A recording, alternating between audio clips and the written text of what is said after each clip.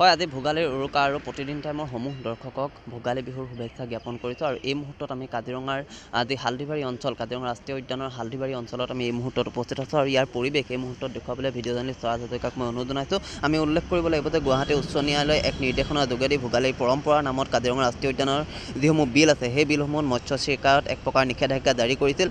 আৰু এই নিষেধাজ্ঞাৰ পাছতে আচলতে অধিক তৎপৰ হৈ পৰিছিল কাজিৰঙা ৰাষ্ট্ৰীয় উদ্যান আৰু জিলা প্ৰশাসন। গতিকে এই মুহূৰ্তত যদি চোৱা যায়, শেহতীয়াকৈ গোলাঘাট জিলা প্ৰশাসনৰ লগত কাজিৰঙা ৰাষ্ট্ৰীয় উদ্যানৰ বিভিন্ন ঠাইত আচলতে আলোচনাৰ মাধ্যমেৰে বা সজাগতাৰ অনুষ্ঠানৰ মাধ্যমেৰে বিভিন্ন ঠাইত তেওঁলোকে সজাগতা অনুষ্ঠান কৰি ইতিমধ্যে বৰ্তমান সময়ছোৱালৈকে কাজিৰঙা ৰাষ্ট্ৰীয় উদ্যানৰ যিসমূহ জলাশয় আছে, যিসমূহ বিল আছে, সেই বিলসমূহত মৎস্য চিকাৰত সম্পূৰ্ণৰূপে বাধা আৰোপ কৰিছে। বা সমান্তৰালকৈ যদি চোৱা যায়, যিসকল দাঁতিকাষৰীয়া লোক, সেই লোকসকলেও কিন্তু বৰ্তমানলৈকে কোনো ওলাই অহা নাই। এই মুহূৰ্তত কাজিৰঙা ৰাষ্ট্ৰীয় উদ্যানৰ যিসকল বন বিষয়া তেওঁলোক আছে, মই আপোনাৰ ওচৰলৈ আহিছোঁ যিহেতু এই বৰ্ষত এটা ভাল খবৰ বুলি ক'ব লাগিব। বৰ্তমান সময়লৈকে কিন্তু কোনো ধৰণৰ অপ্ৰীতিকৰ পৰিস্থিতিৰ সৃষ্টি হোৱা নাই। বহুত চেষ্টা কৰা হৈছে, আপোনালোকে বহুত চেষ্টা কৰিছে। কাজিৰঙা ৰাষ্ট্ৰীয় উদ্যানৰ লগতে জিলা প্ৰশাসনে বিভিন্ন ঠাইত সজাগতা অনুষ্ঠান কৰিছে বা আলোচনাত মিলিত হৈছে। বৰ্তমান কেনেকুৱা পৰিস্থিতি? বৰ্তমান খুব ভাল পৰিস্থিতি, পৰিৱেশ যোৱাবাৰৰ দৰে, বিগত কালৰ দৰে এতিয়া ইয়াত কোনো ধৰণৰ মাছমৰীয়া মানুহ ইয়াত উপস্থিত হোৱা নাই আৰু পৰিৱেশটো শান্ত আৰু নৰ্মেল হৈ আছে। খুব ভাল পৰিৱেশ। ৩৭ নং ৰাষ্ট্ৰীয় ঘাইপথত আৰক্ষীয়ে যথেষ্ট সহযোগিতা আগবঢ়াইছে। হয়, জিলা প্ৰশাসনৰ তৰফৰ পৰা আৰক্ষী বিভাগ আৰু আমাৰ কাজিৰঙা ৰাষ্ট্ৰীয় উদ্যানৰ যিবিলাক কৰ্মচাৰী আছে, সকলোৱে যোৱাকালিৰ পৰাই মানে অতন্দ্ৰ প্ৰহৰীৰ দৰে ইয়াত পহৰা দি আছে। আৰু এতিয়া অৱস্থা সম্পূৰ্ণ নৰ্মেলত আছে।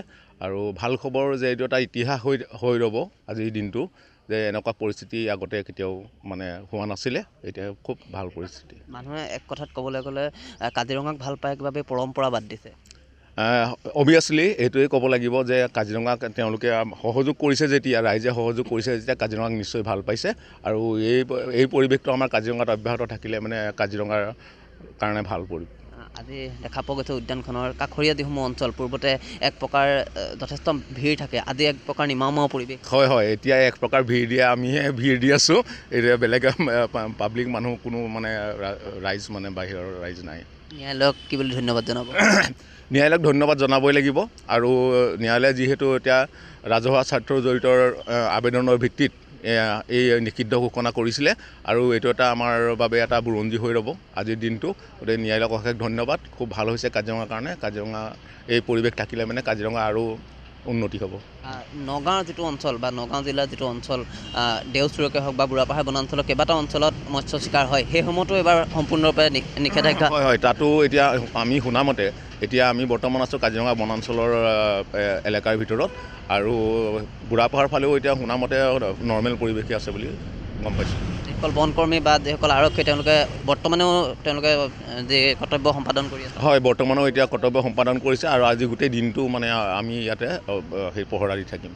মই পুনৰ পৰিৱেশটো দেখুৱাইছোঁ। আচলতে কাজিৰঙা ৰাষ্ট্ৰীয় উদ্যানৰ বাবে এক প্ৰকাৰ এটা ভাল খবৰ বুলি ক'ব লাগিব, কিয়নো বিভিন্ন সময়ত দেখা পোৱা যায়, বিগত বৰ্ষসমূহত দেখা পোৱা যায় যে এইসমূহ যি অঞ্চল, এই অঞ্চলসমূহত যথেষ্ট লোকৰ সমাগম হয় বা কাজিৰঙা ৰাষ্ট্ৰীয় উদ্যানত পৰম্পৰাৰ নামত তেওঁলোকে মৎস্য চিকাৰ কৰে। কিন্তু বৰ্তমান দেখা পোৱা গৈছে যে এই বৰ্ষত আচলতে এক প্ৰকাৰ সকলোৱে ক'ব বিচাৰিছে, এই বৰ্ষটো আচলতে ইতিহাস সৃষ্টি কৰিছে বুলি ক'ব লাগিব, কিয়নো এই বৰ্ষটোত আচলতে কোনো ধৰণৰ মাছ ইয়াত মাৰিবলৈ কোনো লোক ইয়ালৈ অহা নাই। আৰু এয়া আচলতে কাজিৰঙা ৰাষ্ট্ৰীয় উদ্যানৰ যি জৈৱ বৈচিত্ৰ্য সুৰক্ষাৰ ক্ষেত্ৰত যথেষ্ট এই যি খবৰ, এই খবৰ আচলতে যথেষ্ট প্ৰভাৱ পেলাব। আৰু এই মুহূৰ্তত আমি কাজিৰঙা ৰাষ্ট্ৰীয় উদ্যানৰ যি কহৰা বনাঞ্চলৰ হালধিবাৰী, সেই হালধিবাৰীৰ পৰা দেখুৱালোঁ পোনপটীয়াকৈ সামগ্ৰিক পৰিৱেশ।